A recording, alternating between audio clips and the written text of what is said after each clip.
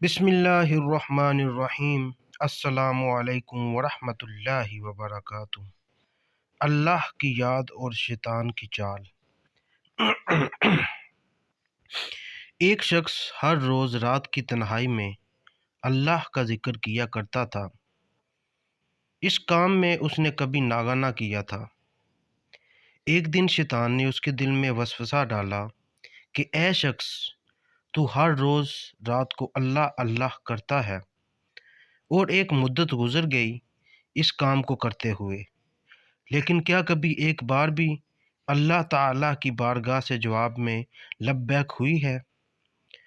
تو کس عاجزی اور انکساری سے اللہ کی ضربیں لگاتا ہے، لیکن بارگاہ خداوندی سے تجھے ایک جواب تک نہیں آیا۔ اس شخص کے دل میں اس خیال کا آنا تھا کہ وہ پریشان ہو گیا اور شکستہ خاطر ہو کر لیٹ گیا۔ خواب میں اسے حضرت خضر علیہ السلام کی زیارت ہوئی۔ آپ نے اس سے پوچھا، اے اللہ کے بندے، تو اللہ کے ذکر سے رک کیوں گیا ہے؟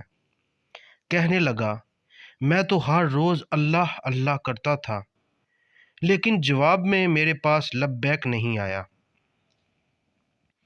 اس لیے میں اس بات سے ڈر گیا کہ شاید میں اللہ تعالیٰ کی بارگاہ میں مردود ہوں۔ یہ سن کر حضرت خضر علیہ السلام نے فرمایا، اے شخص، اللہ پاک نے مجھ سے فرمایا کہ جا میرے بندے، اس بندے سے کہہ دو کہ تیرا اللہ اللہ کہنا میرے ہی کرم کی وجہ سے ہے۔ کیا میں تجھے اپنے کام میں نہیں لگا رکھا ہے؟ تیری طلب کی مجھے سب پتہ ہے۔ میں تجھے بھولا نہیں ہوں، نہ ہی میں نے تجھے نظر انداز کیا ہے۔